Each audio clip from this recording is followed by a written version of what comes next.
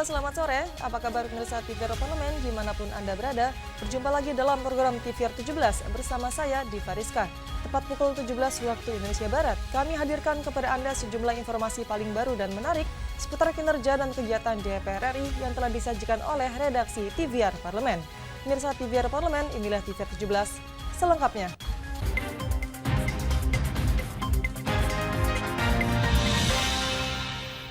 Pemirsa, pagi tadi Ketua DPR RI Dr. Honoris Causa Puan Maharani menerima Ketua Parlemen Papua Nugini Joe Pomat membicarakan peningkatan hubungan bilateral dan potensi kerjasama ke depannya. Indonesia dan Papua Nugini merupakan kekuatan ekonomi besar di Pasifik, sehingga kerjasama antar parlemen dari kedua negara ini akan memiliki dampak besar yang menguntungkan. Indonesia dan Papua Nugini telah membangun kerjasama bilateral sejak tahun 1975. Hubungan yang baik juga terjalin di tingkat parlemen. Pagi tadi, Ketua DPR RI Dr. Honoris Causa Puan Maharani menerima Ketua Parlemen Papua Nugini Joe Pomat membicarakan peningkatan hubungan bilateral dan potensi kerjasama ke depannya. Puan Maharani menyampaikan pentingnya penguatan dialog politik dengan Parlemen Papua Nugini dalam menciptakan stabilitas keamanan kawasan antar kedua negara. Kedua negara juga menyampaikan komitmen untuk saling memberi dukungan dan saling menghormati atas kedaulatan yang bisa dibawa hingga ke forum internasional. Menurut Puan, Indonesia dan Papua Nugini merupakan kekuatan ekonomi besar di Pasifik, sehingga kerjasama antar parlemen dari kedua negara ini akan memiliki dampak besar yang menguntungkan. Pertemuan ini menunjukkan diplomasi Indonesia harus seimbang, yaitu harus memperhatikan negara tetangga kita juga di timur dan tidak hanya memperhatikan persaingan antar negara besar. Karenanya tadi juga kami sudah menandatangani memorandum saling pengertian atau MOU tentang kerjasama DPR RI dengan Parlemen Papua Nugini yang merupakan kesepakatan untuk melakukan dialog politik yang terlembaga antar parlemen kedua negara, sehingga kedua negara dapat membahas berbagai isu terkait dengan kepentingan kedua negara, yaitu kerjasama parlemen, kerjasama ekonomi, dan kerjasama perbatasan. Ketua DPR RI Puan Maharani berharap DPR RI periode 2024-2029 tetap menjalin hubungan baik dengan Parlemen Papua Nugini sehingga memberikan kontribusi besar bagi kesejahteraan kedua negara, kawasan, dan dunia. Rifki dan Divo, TVR Parlemen, melaporkan. Program magang di Rumah Rakyat atau MDRR telah memasuki batch kelima. Program MDRR batch ini akan berlangsung pada September hingga Desember 2024. Program MDRR ini menjadi peluang bagi mahasiswa untuk mengembangkan pola pikir merdeka dan berkreasi. Program magang di Rumah Rakyat atau MDRR telah memasuki batch kelima. Program ini berkolaborasi dengan Kemendikbudristek sebagai bagian dari program Kampus Merdeka. Program MDRR menjadi peluang bagi mahasiswa untuk mengembangkan pola pikir merdeka dan berkreasi. Program MDRR batch kedua tahun 2024 diikuti 301 mahasiswa dari berbagai universitas di seluruh Indonesia. Sekretaris Jenderal DPR RI Indra Iskandar menilai banyaknya jumlah pendaftar program MDRR menunjukkan kepercayaan dari masyarakat, terutama generasi muda. Bertepatan dengan pergantian periode keanggotaan DPR RI, peserta MDRR harus memanfaatkan kesempatan untuk terlibat dalam pelaksanaan fungsi DPR RI. DPR juga menjadi tempat magang di samping industri-industri swasta dan lain sebagainya. Ini tentu menjadi tantangan bagi teman-teman kami yang menjadi mentor, komentor untuk mengawal adik-adik mahasiswa seluruh Indonesia ini yang jumlahnya 301 orang ini mendapatkan materi-materi yang berkualitas, mengikuti persidangan-persidangan, juga mengikuti perumusan-perumusan kegiatan yang ada di DPR. Sementara itu, Ketua MDRR batch kedua tahun 2024 Hia Rain mengaku program MDRR sebagai kesempatan untuk memahami fungsi DPR RI secara lebih dekat sehingga akan dimanfaatkan untuk mempelajari proses penyusunan kebijakan politik di DPR RI. Belajar dan mengetahui proses transparansi dan juga akuntabilitas dalam setiap kebijakan yang diambil, lalu bagaimana keterlibatan masyarakat dalam proses pengambilan keputusannya, dan juga kami juga berharap anggota DPR yang baru itu mampu untuk menjembatani komunikasi di mana kita dapat terlibat langsung dalam setiap kegiatan yang diselenggarakan oleh DPR RI. Samuel dan Umam, TVR Parlemen, melaporkan. Komisi 2 DPR RI menyampaikan capaian kinerja selama 1 periode. Ketua Komisi 2 DPR RI menyatakan, Komisi 2 DPR periode 2019-2024 menjadi alat kelengkapan Dewan atau AKD DPR RI yang pertama kalinya dalam sejarah Indonesia yang mampu menghasilkan 160 undang-undang selama masa kerja 5 tahun. Menutup masa bakti DPR RI periode 2019-2024, Komisi 2 DPR RI menyampaikan capaian kinerja selama 1 periode. Komisi 2 DPR mampu menghasilkan produk legislasi sebanyak 160 undang-undang. Bersama seluruh pimpinan dan anggota Komisi 2 DPR RI, Ketua Komisi 2 DPR Ahmad Doli menyatakan, Komisi 2 DPR periode 2019-2024 menjadi alat kelengkapan Dewan atau AKD DPR yang pertama kalinya dalam sejarah Indonesia mampu menghasilkan 160 undang-undang selama masa kerja 5 tahun. Misalnya Undang-Undang ASN yang juga menyangkut penataan seluruh tenaga honorer di Indonesia dan pembentukan 4 provinsi baru di tanah Papua. Selain itu, terbentuknya 20 undang-undang provinsi dan 132 undang-undang kabupaten kota untuk mewujudkan pembangunan daerah berdasarkan karakteristik masing-masing. Di dalam pansus dan kemudian dalam perubahan undang-undang tentang IKN, kemudian kami juga berupaya keras kemarin mendorong bersama-sama dengan pemerintah terbentuknya 4 provinsi baru di tanah Papua dan misinya adalah bagaimana untuk bisa mempercepat kemudian menyebarkan mempercepat dan kemudian melakukan percepatan dan pemerataan pembangunan di tanah Papua. Kemudian yang lain adalah kami juga sudah menghasilkan undang-undang tentang ASN yang ini menjadi rujukan salah satunya untuk menyelesaikan persoalan tenaga honorer. Ahmad Doli menambahkan, Komisi 2 DPR juga membangun sinergi dengan pemerintah dan penyelenggara pemilu dalam kesuksesan penyelenggaraan pilkada saat masa pandemi COVID-19 tanpa menciptakan klaster baru dan kesuksesan penyelenggaraan pemilu 2024. Fitian dan Rangga, TVR Parlemen, melaporkan. Menyoal perlindungan data pribadi, Indonesia termasuk negara paling tidak aman di dunia. Berulang kali data pribadi masyarakat Indonesia jatuh ke tangan hacker. Negara seakan tak berdaya menjamin perlindungan data bagi warga negaranya. Lantas bagaimana tanggapan DPR RI terkait hal ini? Kami hadirkan informasi selengkapnya sesaat lagi. Untuk itu tetaplah di TVR 17.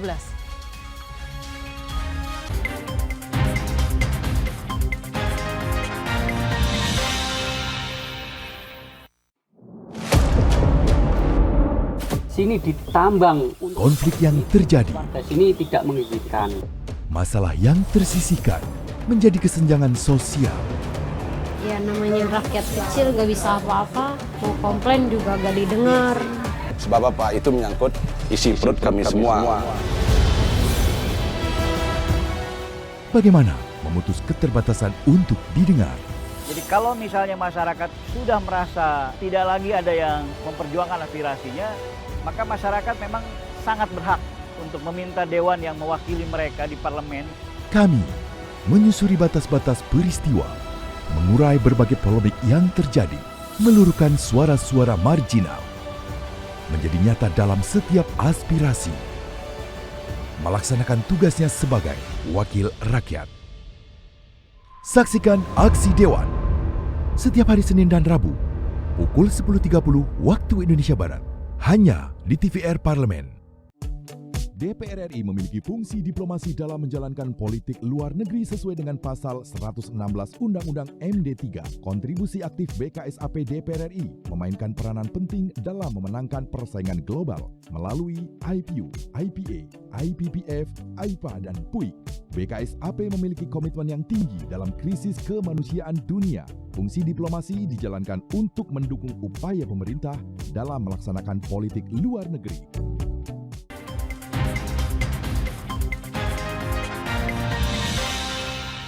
Anda kembali di TVR 17. Tidak hanya bocor, data pribadi milik masyarakat bahkan telah diperjualbelikan oleh para hacker dengan harga yang cukup fantastis.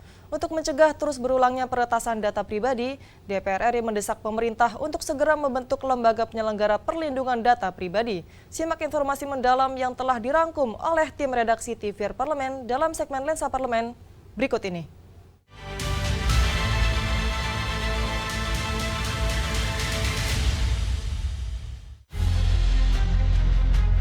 Menyoal perlindungan data pribadi, Indonesia termasuk negara paling tidak aman di dunia. Sudah berulang kali terjadi kebocoran data pribadi masyarakat. Hal ini menandakan negara seakan tidak berdaya menghadapi para pelaku hacker baik dari dalam maupun luar negeri. Mulai dari bocornya data paspor, data Dukcapil, data penduduk di BPJS sampai yang terbaru adalah bocornya data 6 juta NPWP yang dikelola Direktorat Jenderal Pajak Kementerian Keuangan. Kebocoran data terjadi karena buruknya sistem keamanan digital nasional.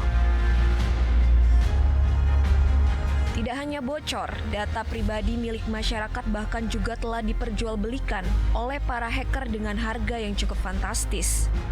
Semestinya negara tidak boleh diam. Harus ada tindakan tegas terhadap pelaku kebocoran data.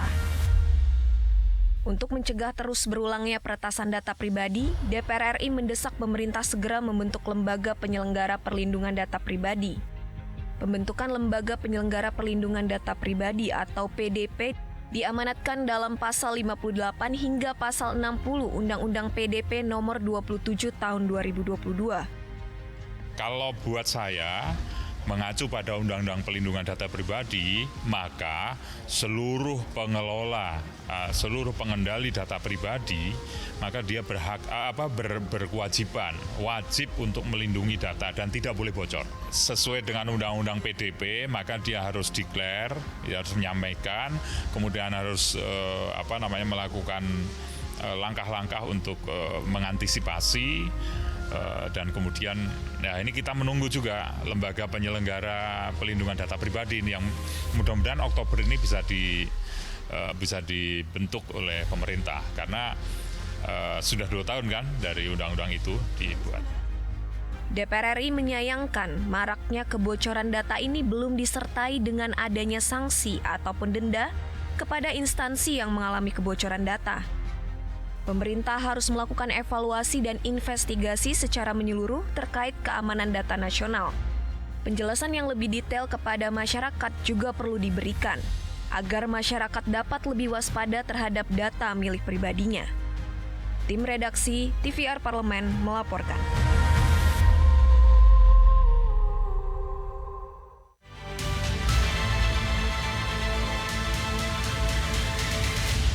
Di akhir masa jabatan Presiden Joko Widodo, konflik agraria masih menjadi persoalan yang belum selesai. Menurut catatan Konsorsium Pembaruan Agraria, jumlah konflik agraria meningkat tiap tahunnya. Informasi selengkapnya jangan kemana-mana, untuk itu tetaplah di TVR 17.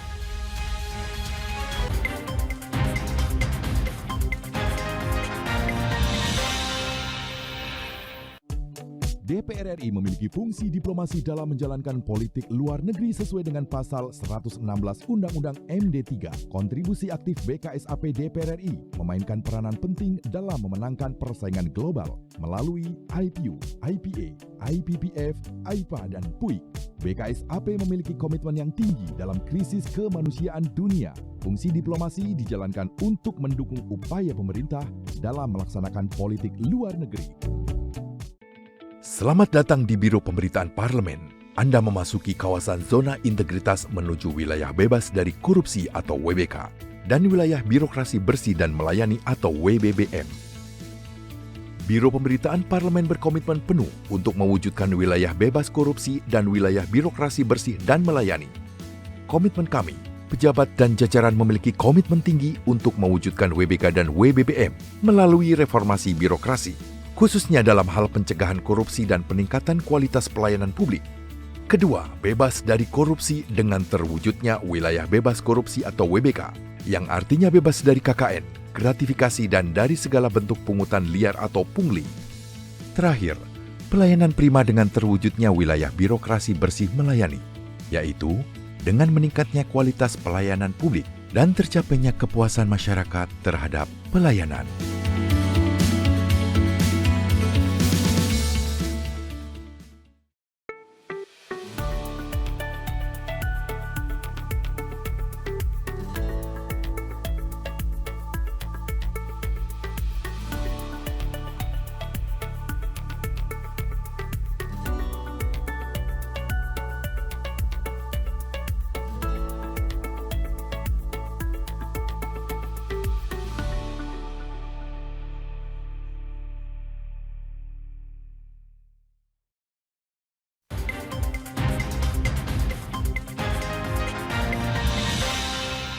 kembali di TVR 17. Hingga akhir tahun 2023 lalu, terdapat 2.939 letusan konflik di masyarakat yang belum terselesaikan, sehingga konflik agraria nampaknya akan diwariskan pada pemerintahan selanjutnya. Untuk selengkapnya, berikut laporan dari rekan kami, Nazia Sudirja dari Senayan, Jakarta. Silakan Nazia. Baik pemirsa TVR Parlemen dimanapun Anda berada, saat ini saya melaporkan dari ruang rapat Komisi 2 DPR RI dan saya ingin memberitahukan kepada Anda bahwa sebagaimana diketahui masa jabatan Presiden Joko Widodo akan segera berakhir. Namun pemirsa, sebagaimana kita ketahui bahwa konflik agraria di masyarakat masih belum terselesaikan.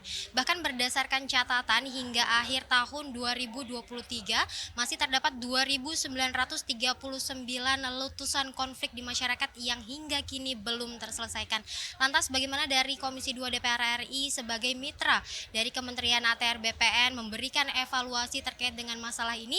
Saya akan mengajak Anda untuk berbincang dengan salah satu anggota Komisi 2 DPR RI, yakni Bapak Bagus Adi Mahendra Putra ya Pak, dari fraksi Golkar. Baik Pak, terkait dengan periode masa jabatan Pak Presiden Jokowi yang akan segera berakhir, namun masalah konflik agraria di berbagai daerah di Indonesia ini masih belum terselesaikan. Ini dari Komisi 2 memberikan evaluasi kepada kementerian terkait seperti apa Pak? Ya, jadi kami ini juga sudah adanya dari program yang diberikan, yang dilahirkan oleh Pak Jokowi dengan PTSL. Ini laju percepatan penyelesaian tanah sudah sangat bagus, sudah sangat maksimal. Tapi memang masih ada banyak yang tertinggal kasus-kasus pertanahan.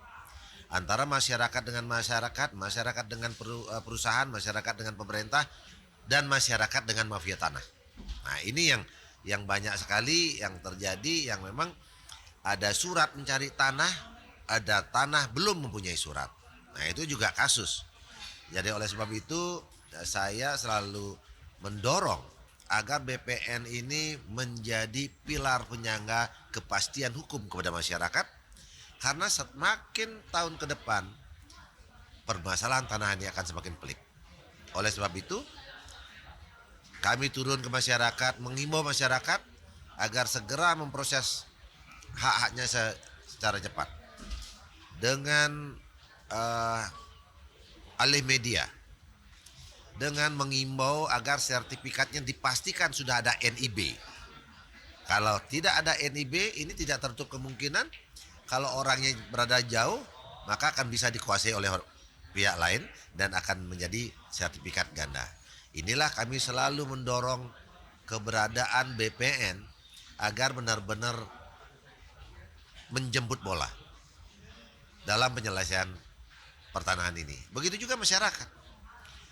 Kita ajak dengan sadar bagaimana dia tergugah hatinya untuk mengurus tanahnya. Semakin cepat kepastian hukum mereka miliki, semakin aman tentang hak yang dimiliki. Inilah yang kami tetap dorong dengan kinerja BPN yang sudah bagus, ya. Namun karena memang saking banyaknya, saking luasnya wilayah kita. Nah ini masih ada tertinggal. Saya yakin pemerintahan yang akan datang dengan BPN sudah semakin maju, saya yakin akan permasalahan cepat terurai. Ya, mudah-mudahan kita mulai dari diri kita masing-masing untuk berbuat yang terbaik bagi masyarakat. Terkait dengan masalah mafia tanah nih Pak, yang juga masih banyak belum terselesaikan secara hukum, ini langkah dari Komisi 2 DPR RI seperti apa Pak? Nah, tentang terkait dengan mafia tanah, ini harga mati kita melawan mafia tanah. Ya, ini kita jangan sampai ini terus menjadi gelindingan bola salju. Namun kita berharap ini menjadi bola es yang cair.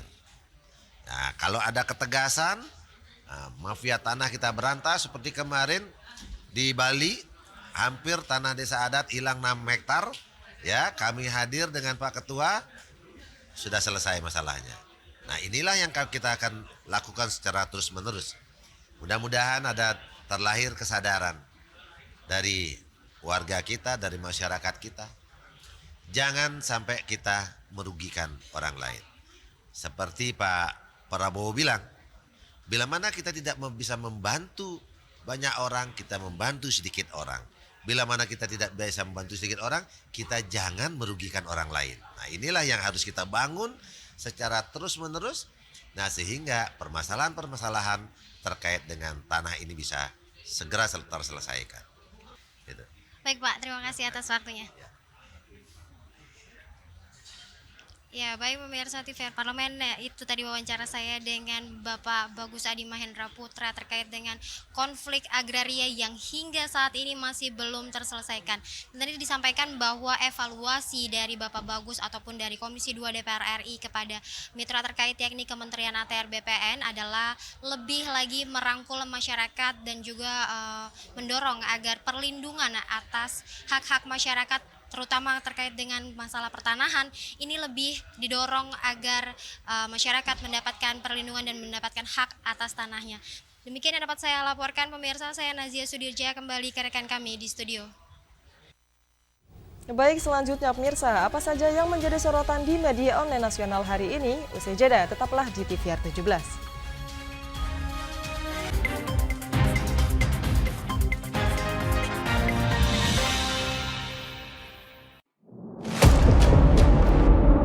Sini ditambang. Konflik yang terjadi. Sini tidak mengizinkan. Masalah yang tersisihkan menjadi kesenjangan sosial. Ya namanya rakyat kecil gak bisa apa-apa, mau komplain juga gak didengar. Sebab apa? Itu menyangkut isi perut kami semua. Bagaimana memutus keterbatasan untuk didengar? Jadi kalau misalnya masyarakat sudah merasa tidak lagi ada yang memperjuangkan aspirasinya, maka masyarakat memang sangat berhak untuk meminta dewan yang mewakili mereka di parlemen. Kami menyusuri batas-batas peristiwa, mengurai berbagai polemik yang terjadi, meluruhkan suara-suara marginal, menjadi nyata dalam setiap aspirasi, melaksanakan tugasnya sebagai wakil rakyat. Saksikan Aksi Dewan setiap hari Senin dan Rabu pukul 10.30 waktu Indonesia Barat hanya di TVR Parlemen. Selamat datang di Biro Pemberitaan Parlemen. Anda memasuki kawasan zona integritas menuju wilayah bebas dari korupsi atau WBK dan wilayah birokrasi bersih dan melayani atau WBBM. Biro Pemberitaan Parlemen berkomitmen penuh untuk mewujudkan wilayah bebas korupsi dan wilayah birokrasi bersih dan melayani. Komitmen kami, pejabat dan jajaran memiliki komitmen tinggi untuk mewujudkan WBK dan WBBM melalui reformasi birokrasi, khususnya dalam hal pencegahan korupsi dan peningkatan kualitas pelayanan publik. Kedua, bebas dari korupsi dengan terwujudnya wilayah bebas korupsi atau WBK, yang artinya bebas dari KKN, gratifikasi dan dari segala bentuk pungutan liar atau pungli. Terakhir, pelayanan prima dengan terwujudnya wilayah birokrasi bersih melayani, yaitu dengan meningkatnya kualitas pelayanan publik dan tercapainya kepuasan masyarakat terhadap pelayanan.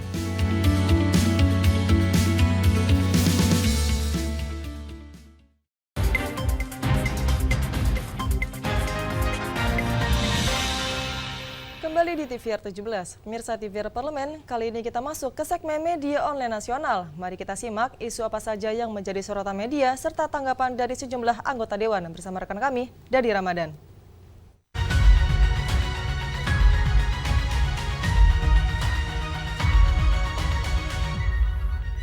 Baik, terima kasih rekan Diva dan selamat sore pemirsa. Kami akan mengajak Anda untuk menyaksikan apa saja menjadi headline di media online pada hari ini. Berita pertama yang menjadi headline di media online yaitu Komisi 2 DPR RI sepakat pilkada ulang diselenggarakan September 2025. Kita saksikan informasi di sini pemirsa, ada beberapa media yang menyoroti bahwa Komisi 2 DPR RI bersama dengan Kementerian Dalam Negeri, Komisi Pemilihan Umum, Badan Pengawas Pemilu dan Dewan Kehormatan Penyelenggara Pemilu setujui pemilihan gubernur dan wakil gubernur, bupati dan wakil bupati, serta wali kota dan wakil wali kota yang diulang kembali pada bulan September 2025. Pilkada ulang merupakan mekanisme jika pelaksanaan pilkada serentak pada November 2024 hanya terdiri dari satu pasangan calon dan tidak mendapatkan lebih dari 50% suara atau dimenangkan oleh kota kosong. Sebagaimana diketahui, KPU mencatat setidaknya ada 37 paslon yang nantinya akan melawan kota kosong. Dan selain itu, disetujuinya September 2025 untuk pilkada ulang Salah satunya dilatar belakangi agar daerah tidak terlalu lama dipimpin oleh penjabat daerah. Dan selanjutnya yang menjadi headline di media online, kita beralih ke informasi selanjutnya, yaitu Mulyanto minta pemerintah batalkan PIK 2 sebagai proyek strategis nasional. Dan di sini kita bisa melihat informasinya, ada beberapa headline di media online yang membahas di mana anggota DPR RI Mulyanto minta pemerintah batalkan status proyek strategis nasional terhadap proyek Pantai Indah Kapuk 2. Proyek swasta ini dinilai tidak patut mendapat bantuan APBN karena dibangun untuk kepentingan komersil. Dan pemerintah diharapkan dapat memprioritaskan program lain yang benar-benar bermanfaat bagi masyarakat luas dan bukan hanya bermanfaat bagi segelintir pengusaha saja. Dan oleh karena itu, para calon kepala daerah didesak untuk membela kepentingan rakyat dengan mendesak pemerintah pusat untuk membatalkan PSN ini. Dan pemirsa, itu tadi headline di media online pada hari ini, yaitu Komisi 2 DPR RI sepakat pilkada ulang diselenggarakan pada September 2025, serta Mulyanto meminta pemerintah batalkan PIK 2 sebagai proyek strategis nasional. Sekian dari saya, Dadi Ramadan, kembali ke rekan Diva.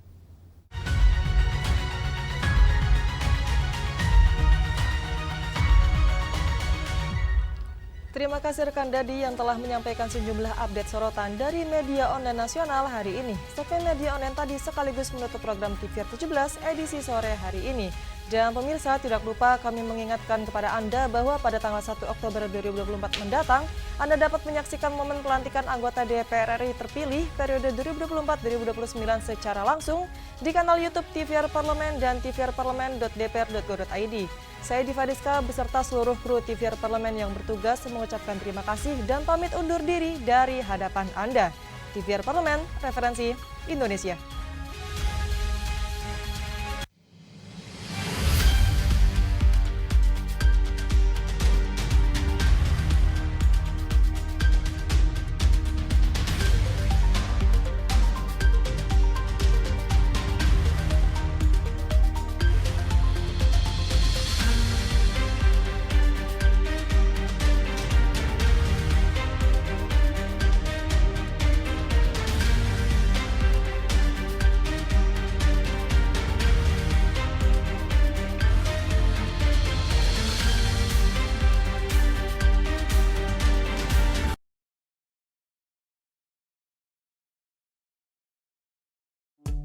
DPR RI memiliki fungsi diplomasi dalam menjalankan politik luar negeri sesuai dengan pasal 116 Undang-Undang MD3. Kontribusi aktif BKSAP DPR